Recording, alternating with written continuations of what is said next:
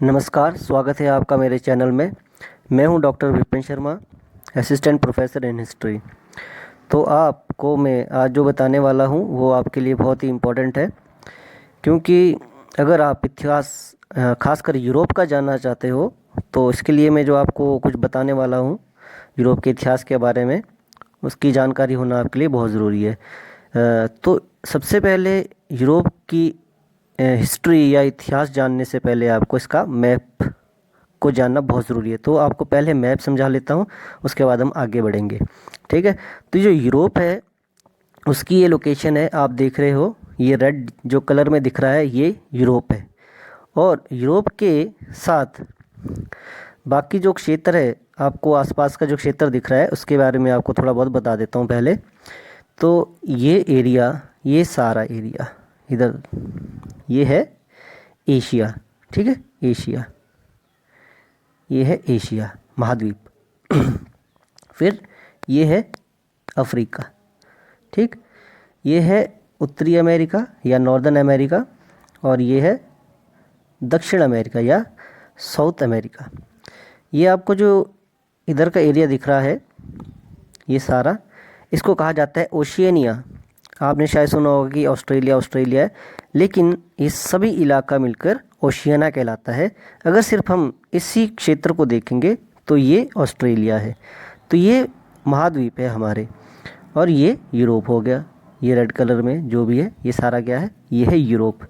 इसके साथ साथ आपको जो है, जो मेन हमारे जो बड़े बड़े महासागर है इसका भी आपको पता होना चाहिए। तो महासागर में हम बात करेंगे तो ये सारा, ये जितना भी है ये एरिया, ये है अटलांटिक महासागर। और अटलांटिक महासागर को भी दो भागों में बांटा जाता है। ये है उत्तरी अटलांटिक सागर महासागर, और ये दक्षिणी अटलांटिक महासागर। ये है हिंद महासागर, और ये इधर को और ये इधर को, ये सारा क्षेत्र क्या है, ये है पैसिफिक ओशियन या प्रशांत महासागर। तो आपको ये क्लियर हो गया, तो हम आगे बढ़ते हैं। तो इतिहास जानने के लिए जो है, यहाँ की जो पॉलिटिकल बाउंड्रीज़ है वो जानना बहुत ज़रूरी है यूरोप की, या फिजिकल बाउंड्रीज़ है इसकी, फिजिकल फीचर्स है वो जानना बहुत ज़रूरी है। तो हम आगे बढ़ते पहले यहाँ के राजनीतिक मैप को देखेंगे। तो राजनीतिक मैप ये आपके सामने है, इसमें कौन कौन से देश है वो मैं आपको बताने वाला हूँ। तो हम शुरुआत करेंगे नॉर्थ से, उत्तर से। हमेशा आपको मैंने पहले बताया था कि नॉर्थ जो है हमेशा ऊपर की तरफ होता है। ठीक है, तो ये हो गया नॉर्थ, और वैसे ही इधर को वेस्ट, और इधर को ईस्ट, और नीचे को साउथ हो गया। ठीक है, तो नॉर्थ हम चलते हैं। ये आपको दिख रहा होगा, ये हो गया, ये है नॉर्वे। ठीक, नॉर्वे, नॉर्वे की राजधानी ये है ओस्लो। ठीक है, ओस्लो। फिर ये स्वीडन, ये स्वीडन है, और इसकी राजधानी है स्टॉकहोम, ये स्टॉकहोम है। फिर ये फिनलैंड, फिनलैंड की राजधानी है ये हेलेंस्की। ठीक, ये पीला पीला जो क्षेत्र आपको दिख रहा है इधर को, ये सारा रशिया है। हम रशिया पे अभी जाएंगे, रशिया क्योंकि बहुत बड़ा क्षेत्र है, और इसकी राजधानी भी हमें यहाँ दिख रही है, ये देखिए मॉस्को। ये यूरोप साइड ही पड़ती है। फिर ऊपर से हम बात कर रहे हैं तो ये हो गया एस्टोनिया, ये एस्टोनिया है, और इसकी राजधानी है टैलिन। इसके नीचे लाटविया, लाटविया की राजधानी है रीगा। लाटविया के नीचे है लिथुआनिया, लिथुआनिया की राजधानी है विल्नियस। फिर बेलारूस, बेलारूस की राजधानी ये हो गया मिन्स्क, आपको दिख रही होगी। इसके नीचे ये हो गया पोलैंड, पोलैंड की राजधानी है वर्सा, इसको वर्सा पढ़ा जाता है। फिर हम और नीचे जाएंगे, हम पहुंच गए यूक्रेन में। यूक्रेन, यूक्रेन की राजधानी है कीव। ठीक है, फिर यूक्रेन से हम दक्षिण की तरफ जाएंगे तो आपको ये देश पड़ेगा यहाँ पे माल्डोवा, और इसकी राजधानी है चिस्नियो, चिसिन्यो। ठीक है, चिसिन्यो ये। फिर रोमानिया, रोमानिया की राजधानी है बुकारेस्ट। फिर इसके नीचे बुल्गारिया, बुल्गारिया की राजधानी है सोफिया, ये देखिए। तो जो स्टार वाले आपको दिख रही है, स्टार स्टार, ये सारी राजधानियाँ हैं, तो आपने इस तरह से देखनी है, बाकी ये देश है। फिर बुल्गारिया के नीचे ये ग्रीस हो गया सारा क्षेत्र, और ग्रीस की राजधानी यहाँ पे एथेंस है, ये एथेंस। ये हो गया तुर्की। तुर्की जो क्षेत्र है ये आधा यूरोप में पड़ता है और बाकी जो है एशिया में पड़ता है। तो जो आपको ये क्षेत्र दिख रहा है ये है इतना क्षेत्र इधर का, ठीक है। ये इधर का क्षेत्र जो है, ये वाला क्षेत्र, ये है इसका यूरोप का पार्ट और बाकी ये एशिया का पार्ट है। तो इसकी राजधानी क्या है? इसकी राजधानी, तुर्की की राजधानी वैसे अंकारा है, लेकिन हमें यहाँ जो दिख रही है ये जो क्षेत्र है ये इस्तांबुल का, इसकी हम बात कर रहा था। इस्तांबुल हमारे लिए बहुत इंपॉर्टेंट है अगर आप यूरोप की हिस्ट्री को जानना चाहते हो, खासकर जो अर्ली मॉडर्न टाइम में, ठीक है, आधुनिक जिसका इतिहास है, इसको अगर आप जानना चाहते हो। क्योंकि इस्तांबुल पहले इसका नाम कॉन्स्टेंटिनोपल था, हिंदी में इसको कुस्तुनतुनिया भी कहा जाता है, तो अब इसका नाम बदलकर इस्तांबुल रख दिया है। तो ये जो क्षेत्र है, ये सारा क्षेत्र पहले पूर्वी रोमन साम्राज्य की राजधानी हुआ करता था, ठीक है, इस्तांबुल, ये पूर्वी रोमन एम्पायर। तो जब यहाँ पर तुर्कों ने 1478 में अधिकार कर लिया था, उसके बाद पूरा इतिहास बदल जाता है यूरोप का, ठीक है। तो ये क्षेत्र हमारे लिए बहुत इम्पोर्टेंट है, तो आपको पता होना चाहिए। फिर आगे बढ़ते हैं। फिर ग्रीस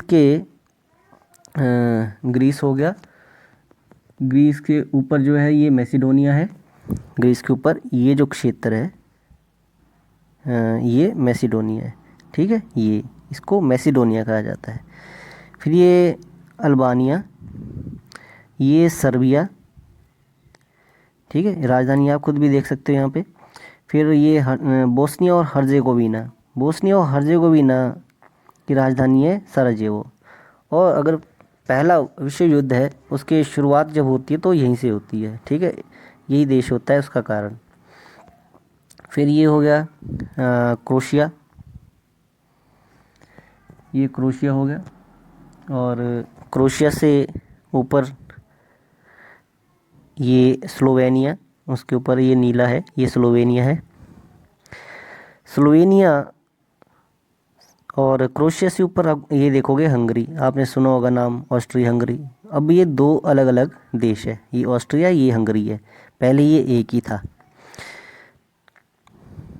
फिर ये स्लोवाकिया, ये चेकोस्लोवाकिया, आपने नाम सुना होगा, बहुत सारे लोग म्यूजिक बनाते हैं चेकोस्लोवाकिया के इस पे स्पेलिंग पे कि भी आपको आती है चेकोस्लोवाकिया की। तो चेकोस्लोवाकिया अब दो अलग अलग देश है, ये चेक रिपब्लिक है और ये स्लोवाकिया है, ठीक। इसके ऊपर ये पोलैंड है, ये पोलैंड, और वर्सा यहाँ की राजधानी है। इधर को आएंगे हम, इसको हम छोटा करके मैं आपको बता देता हूँ कि लोकेशन एटलीस्ट कहाँ कहाँ है, किस किस की लोकेशन यहाँ है। अब आप ध्यान से देख सकते हो यहाँ पे किस किस की लोकेशन कहाँ कहाँ है। तो हम जो बड़ी बड़ी कंट्रीज़ है उसकी बात करेंगे। तो बड़ी कंट्रीज़ में ये इटली, ये पीला जो जितना भी क्षेत्र दिख रहा है ये सारा क्या है? इटली का क्षेत्र है, ठीक।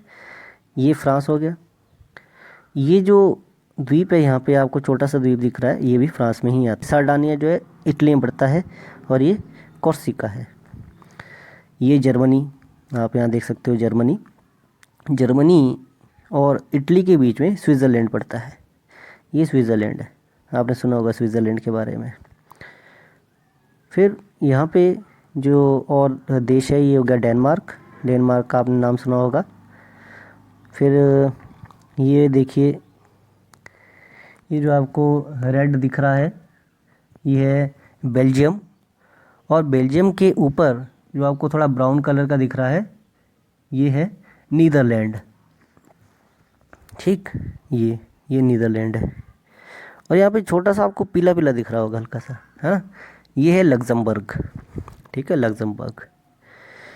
फिर ये यूके हो गया, जिसको ब्रिटेन भी के नाम से भी जाना जाता है, इंग्लैंड के नाम से भी जाना जाता है। वैसे ये तीनों टर्म्स अलग अलग है, ब्रिटेन अलग है, यूनाइटेड किंगडम अलग है, इंग्लैंड अलग है। तो उसको मैं आपको थोड़ा सा यहाँ बता देता हूँ। तो ये क्षेत्र, ये इंग्लैंड का क्षेत्र है, ये वेल्स का क्षेत्र है, यहाँ पे वेल्स, इसको स्कॉटलैंड कहा जाता है। और ये हो गया नॉर्दर्न आयरलैंड। जब ये सारा क्षेत्र मिल जाएगा तो उसको क्या कहा जाता है, ग्रेट ब्रिटेन। ठीक है, ग्रेट ब्रिटेन। ये सिर्फ इंग्लैंड का इलाका है, ओनली ये। ठीक है, और अगर इसके साथ ये द्वीप है इधर को और बाकी जहाँ जहाँ भी इनका कब्ज़ा है तो सब मिला के उसको यूके कहा जाता है, यूनाइटेड किंगडम। ठीक, ये आयरलैंड हो गया,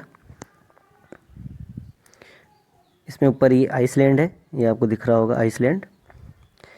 फिर हम यहाँ की बात करेंगे, ये है स्पेन और ये है पोर्चुगल, हिंदी में इसको पुर्तगाल कहा जाता है। ये हो गया स्पेन, ये हो गया पुर्तगाल। ठीक, तो यहाँ तक आपको समझ आ गया। अब हम बढ़ते हैं आगे की तरफ। ये भी पॉलिटिकल मैप है, ये भी ये रशिया की बात में कर रहा था। रशिया देखो कितना बड़ा है।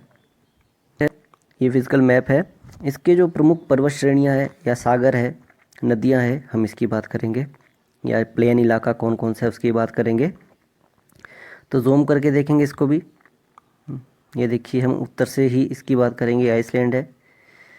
ये स्कैंडिनेविया के पर्वत है यहाँ पे।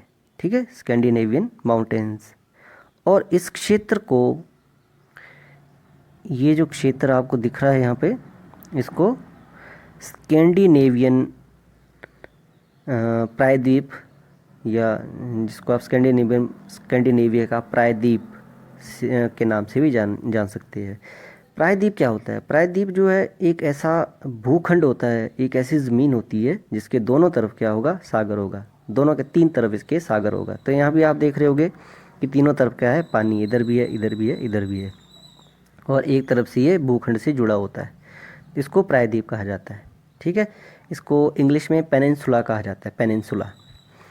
ये देखिए पेनिनसुला लिखा है ना यहाँ पे, पेनिनसुला। तो ये भी एक पेनिनसुला ही है इधर को। तो स्कैंडिनेविया का पेनिनसुला हमारे लिए इम्पोर्टेंट है। यहाँ पे अलग अलग देश है, नॉर्वे, स्वीडन की हमने बात की थी। ठीक है, तो हम आगे बढ़ते हैं नीचे। यहाँ अच्छा, यहाँ पे जो प्रमुख सागर है उसकी हम बात करेंगे। ये देखिए नॉर्वेन सी। ठीक है, नॉर्वे, क्योंकि ये नॉर्वे कंट्री है उसके नाम से ही नॉर्वे सी इसका नाम रखा है। फिर ये नॉर्थ सी, उत्तरी सागर इसको कहा जाता है। और इसको ये बाल्टिक सागर, ये बाल्टिक सागर है। ठीक है, बाल्टिक सागर। और ये जो क्षेत्र आपको दिख रहा है इसको कहा जाता है gulf of Bothnia, gulf of Bothnia. अब ये गल्फ क्या होती है, सागर क्या होता है? ठीक है, इसमें भी आप कंफ्यूज हो जाओगे। एक्चुअली गल्फ ऐसा पानी का क्षेत्र होता है, ठीक है, जिसके तीनों ओर भूमि हो। ठीक है ना, पेनिनसुला क्या होता है, जिसके तीनों ओर पानी हो, और गल्फ क्या होगी, जिसके तीनों ओर क्या होगा, ज़मीन होगी। और सागर इसके मुकाबले थोड़ा खुला होता है, मतलब इसकी एटलीस्ट चलो दो तरफ अगर ज़मीन भी होगी लेकिन वो कहीं दूर होगी, थोड़ी दूर होगी, तो सागर थोड़ा बड़ा होता है।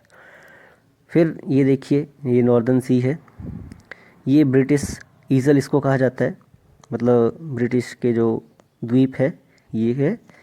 ये अटलांटिक महासागर जिसकी हमने बात की थी वर्ल्ड मैप जब मैंने आपको दिखाया था, तो ये उत्तरी अटलांटिक महासागर का क्षेत्र है। अब ये देखिए जो माउंटेन रेंजेस है, यहाँ पे ये यूराल पर्वत श्रेणी है, यूराल, यूराल। ठीक है, तो यूराल पर्वत श्रेणी होगी। फिर और पर्वत श्रेणियाँ जो है, इम्पोर्टेंट पर्वत श्रेणियाँ है, ये देखिए कारपेंट्रिया, कारपेंट्रिया, ये आल्प्स हो गए, ये एपेनिस हो गए, ये यहाँ पे पायरेनी हो गया।